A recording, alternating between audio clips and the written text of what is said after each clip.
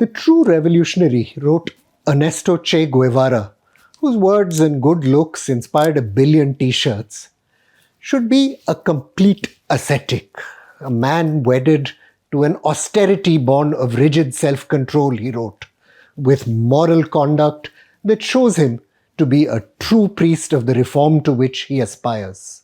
Life in the revolutionary vanguard, the highest stage of human evolution, Guevara had it, did not consist of cradling rifles, sleeping in hammocks, or being hunted by police. In themselves, he asserted, these were just the pastimes of bandits.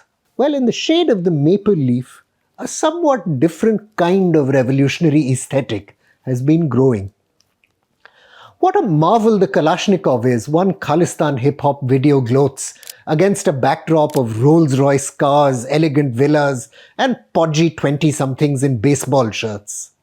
The minute you pick it up, you feel like shooting someone. The murder of Shubdeep Singh Sidhu, popularly known as Sidhu Moose Wala, politician, sometime Khalistan advocate, and poet of Punjab's gangster subculture, who exhorted his followers to live by the gun and die by the gun, has cast grim light on the growing reach of transnational criminal groups in the state. The story of how those gangs emerged on the shores of the Pacific Ocean and then returned home to Punjab is little known in India. It's key, though, to understanding the toxic tide washing over young people in Punjab today.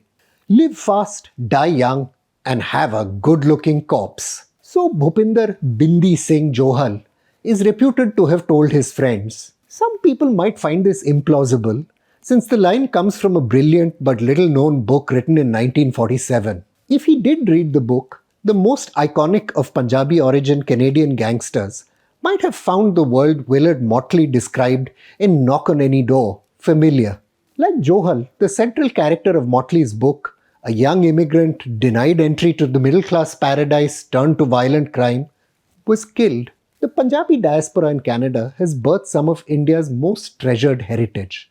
The anti-racism struggle sparked off by the Konagatu Maru case, the Ghadar revolutionaries, a storied tradition of political achievement.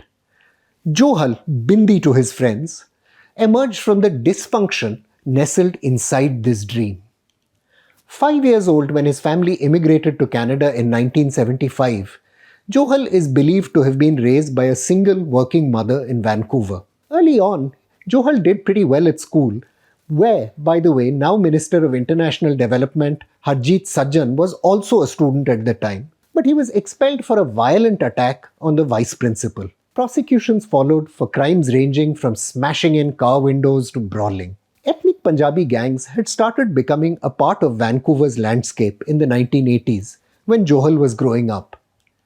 In part responding to racial marginalization, in part because of cultural conflicts within the community, in part just masculinity signaling behavior borrowing on the idioms of other ethnicities. Johal is said to have been recruited first into Los Diabolos, or the Devil, a mainly Spanish-speaking gang, by his school friend Faisal Deen. Later, as the gang segregated along ethnic lines, Johal drifted into the Punjabi gang of the brothers Ron and Jimmy Dosanjh.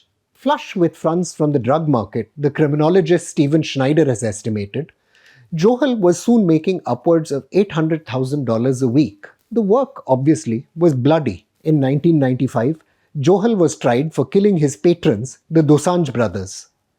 He was acquitted, eventually, and probably because it's now known his co-accused Peter Gill was having an affair with one of the jurors, Gillian Guess. In 1998, the cocaine-crazed, increasingly erratic Johal was murdered by his own gang as he danced at a crowded nightclub. His killer, Bal Buttar, was himself left permanently disabled in a later gangland hit. In testimony given to investigators, Buttar later admitted the two men were responsible for a number of unsolved murders, some carried out for a kill-for-cash side business they called Elite. From early in the last decade, diaspora gangsters began growing their roots back home, sponsoring village-level sports, donating to temples and gurdwaras, buying big cars and properties. Harjit Maan, Jasdev Singh and Sukhraj Dhaliwal held on drug charges in the United States in 2005, were reported by residents of their village in Punjab to have been generous philanthropists. Gang names frequently recorded Punjab village affiliations: Dhakdure, Sangheda, Malhi Buttar. In 2012, there were multiple killings linked to the brothers Sandeep, Balraj and Paul Duhure as Punjabi gangs sought to tighten their grip on the drug trade in the Fraser Valley. Last year, 9 of 20 people held in a Canadian police transnational drug operation were reported to be of Punjabi origin. Like kids in Vancouver, gangsters became an aspirational idea for some troubled kids in Punjab too. To some in the community, the sociologist Manjeet Pabla has noted, Johal was the devil incarnate, but to others, a folk hero. When people talk about Bindi Johal, Ron or Jimmy Dosanjh, everyone knows who they are and what they were all about, said Cash Heed, British Columbia's former Solicitor General. These kids want to be just like them. From the turn of the millennium, religious ideology became increasingly enmeshed with what Guevara would have dismissed as banditry. Khalistan violence had long been present in Canada, represented by the takeovers of Gurdwara managements and the assassination of secular voices like the journalist Tara Singh here. Even though their parents had left the conflict behind, issues like the 1984 communal pogrom and Operation Blue Star were rediscovered by a new youth cohort. In 2008, a group of 6 students in a Surrey school wore t-shirts with Khalistan written on them and a slogan from one of Jarnail Singh Bhindranwale's speeches. Later that year, British Columbia Premier Gordon Campbell attended a procession where images of Air India Flight 182 bomber Talvinder Singh Parmar were displayed. The scholar Kamla Nair has noted that young Sikhs who support Khalistan appropriated the ideology to fight their own crisis of identity. Borrowing from other protest cultures like hip-hop allowed young people to assert themselves in opposition to the cultural norms of their parents as well as to their marginalization in white society. Nair has described this new culture as, I quote, the rapization of Sikh tradition. In post-terrorism Punjab, similarly, the gun occupied a particular place in culture. Wielded indiscriminately by politicians and police long after the lost terrorist was gone, it signified power and status. Although the Khalistan movement itself had little mass traction, the cause provided a language of opposition to authority. Finally, patriarchy played a role in fueling gang culture.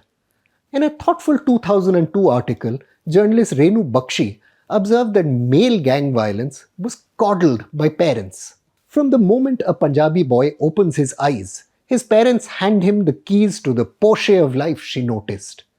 In a fit of childhood rage, he will kick and punch his mother as his father and grandmother look on, taking great pride. Many of the members of the Canadian gangs, interestingly, hail from middle and upper middle class families. They are also more likely to live at home with both of their biological parents rather than in the wider Canadian community. Little of this depressing story should surprise us. Ted Gurr has shown crime rates are consistently higher in cities with young populations. Terrorists, Henrik Erdal among others, has shown, are overwhelmingly young.